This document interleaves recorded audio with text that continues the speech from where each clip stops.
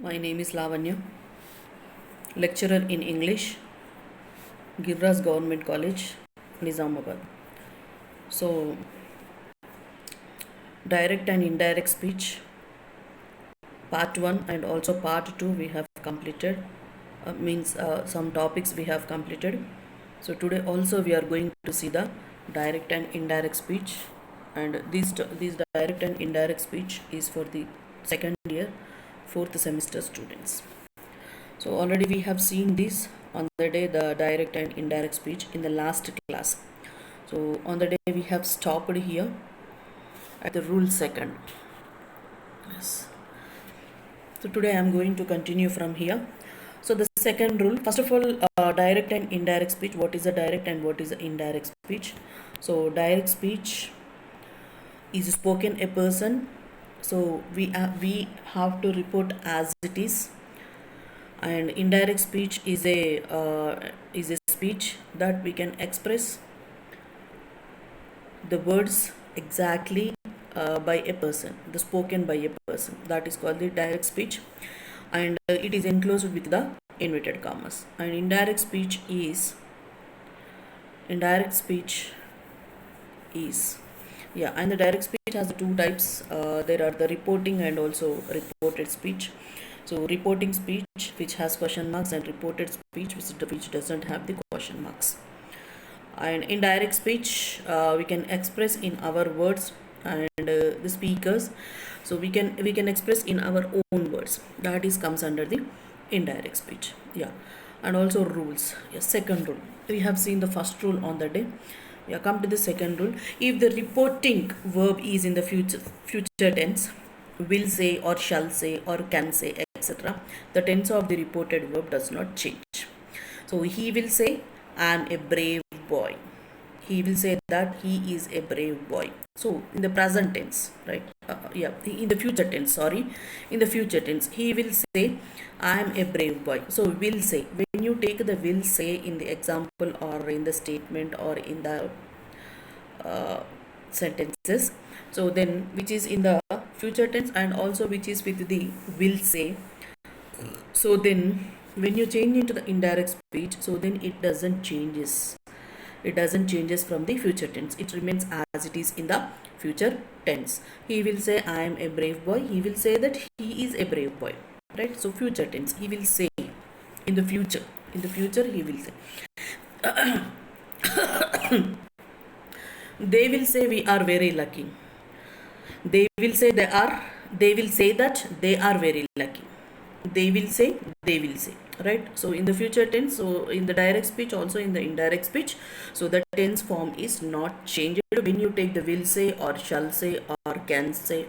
So these type of examples when you taken in the sentences, so then the tense, whatever it may be, the tense, the future tense or the present tense or the past tense, so it would not be changed in the indirect speech. It remains the same. And also come to the third rule. If the reporting verb is in the past tense, if the reporting verb is in the past tense, said, asked, told, ordered, so the tense of reported verb will also change, right?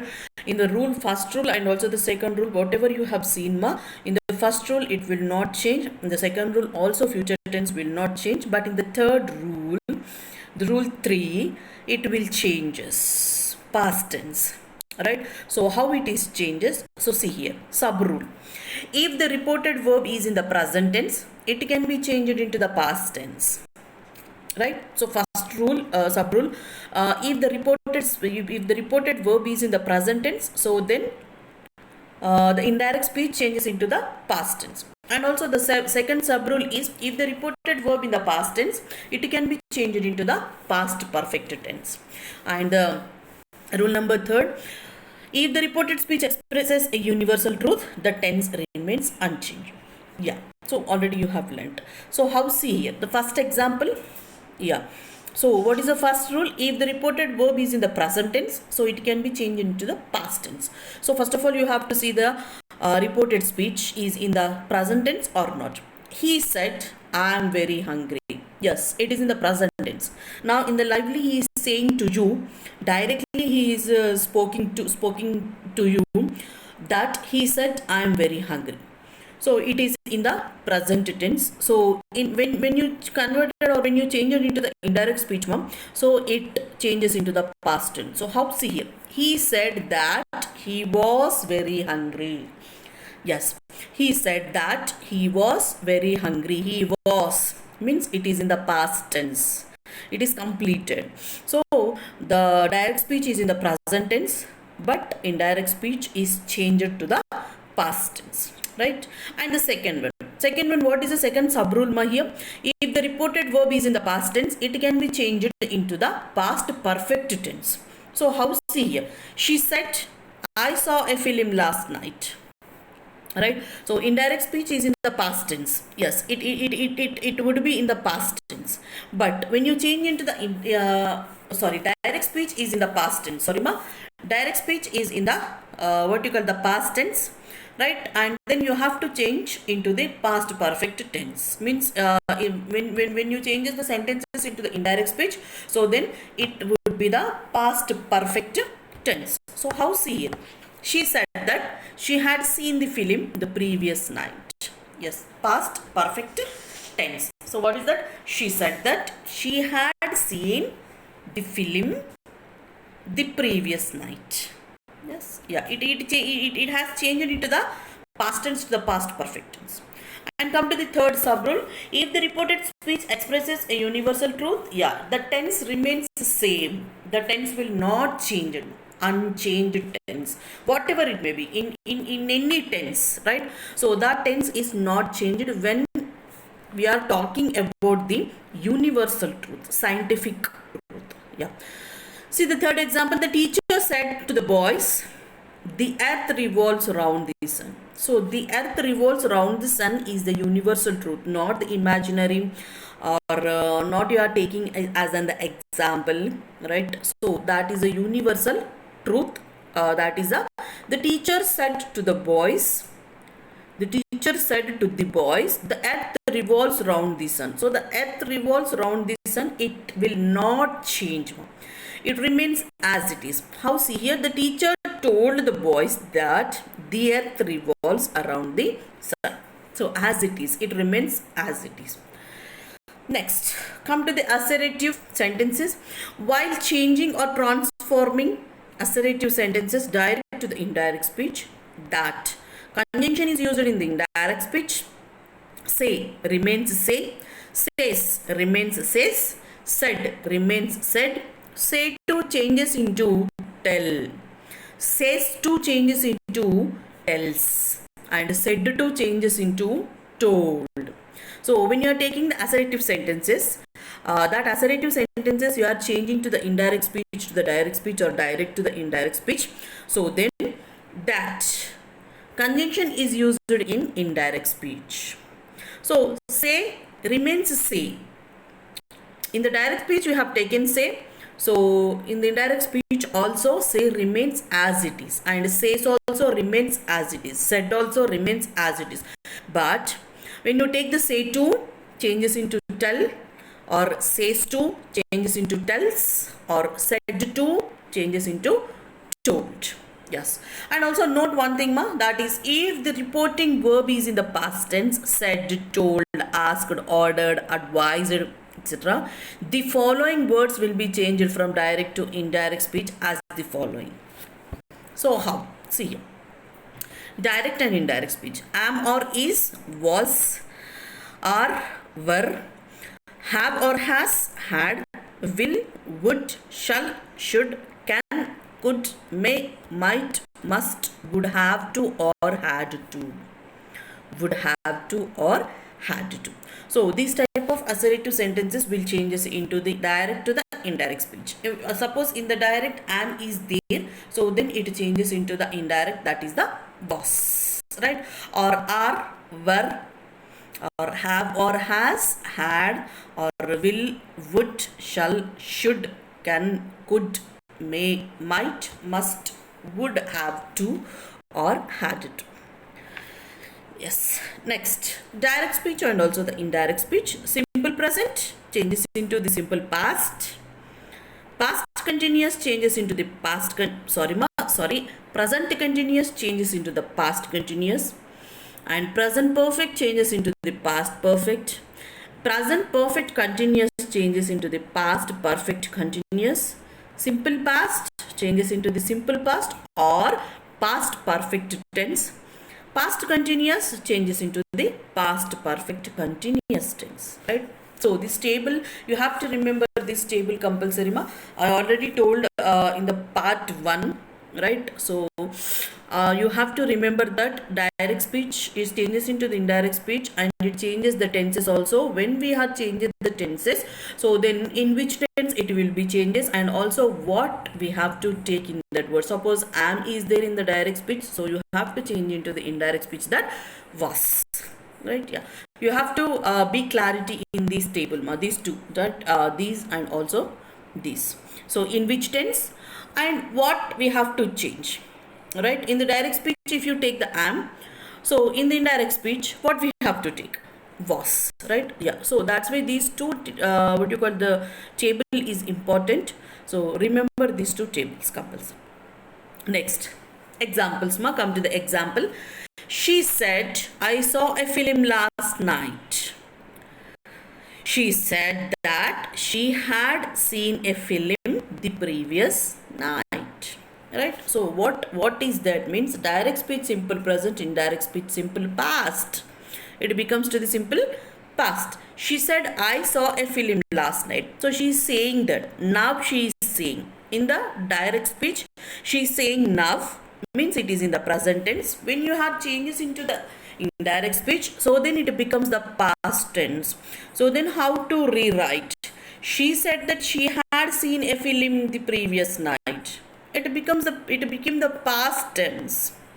Next, second one, he said, I had a car. Past continuous. And he said that he had a car. Past continuous.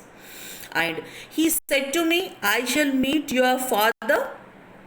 Present. Present perfect, right? So it becomes to the past perfect.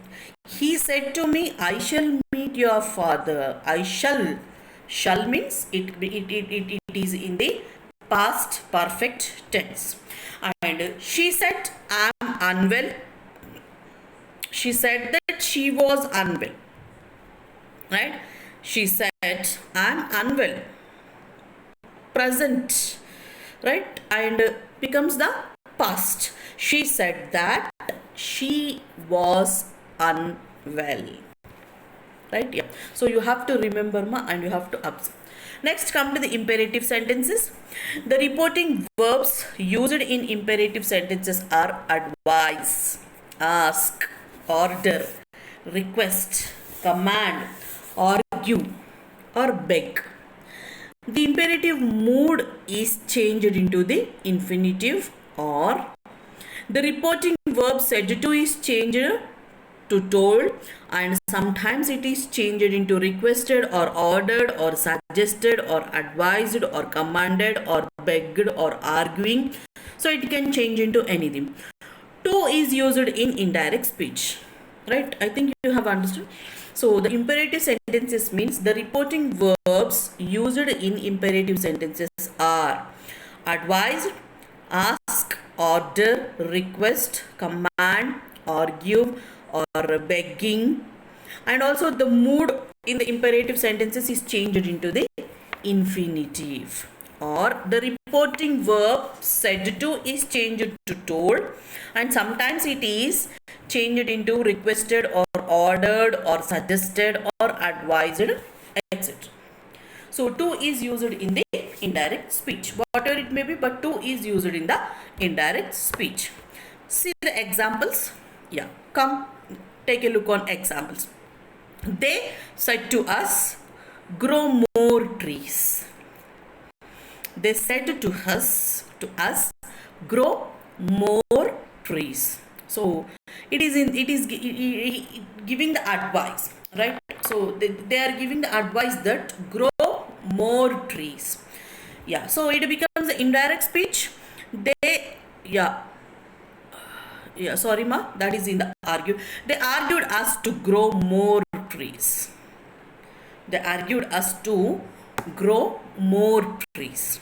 And second one, he said to the boy, go out.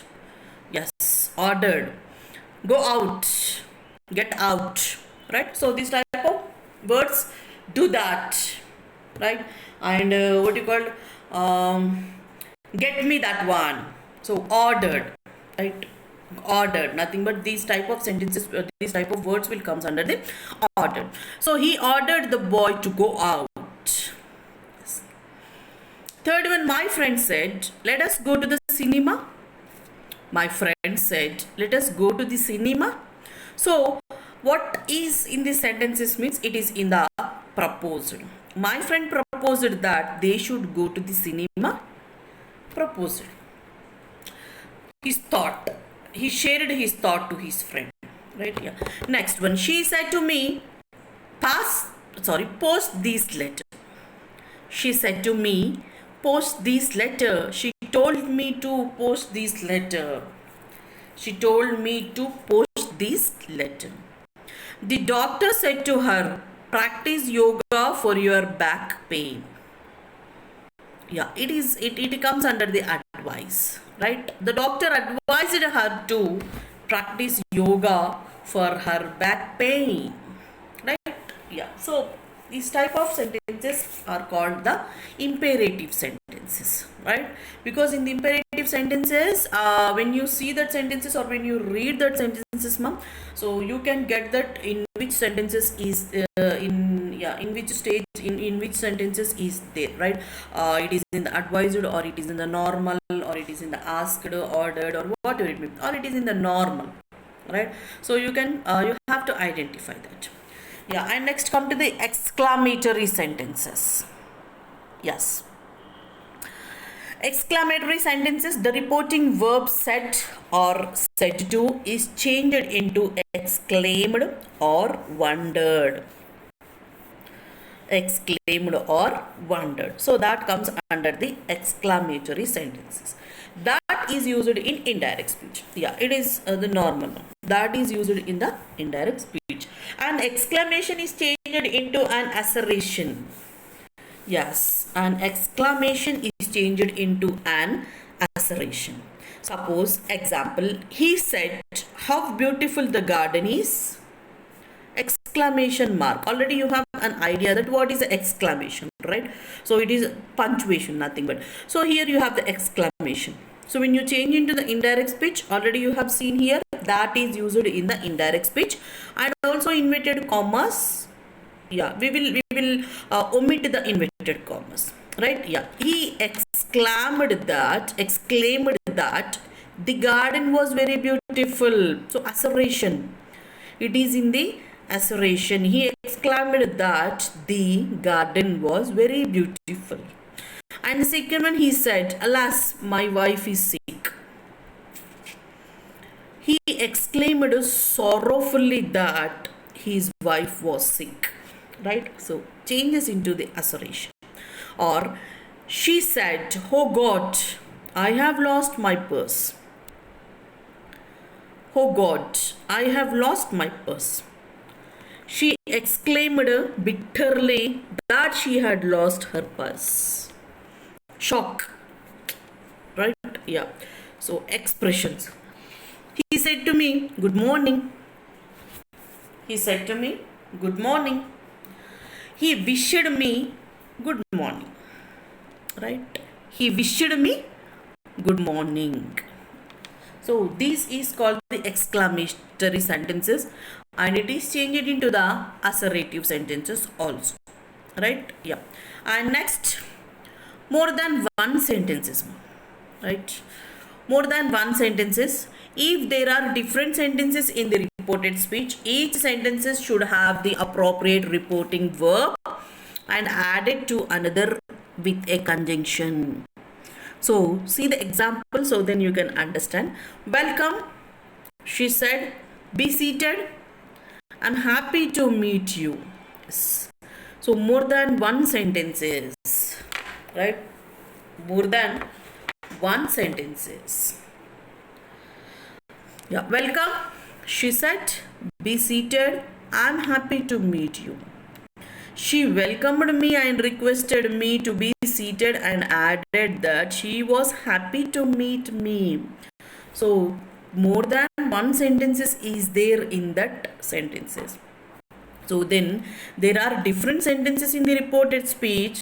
Each sentence should have the appropriate reporting verb and added to another with a conjunction.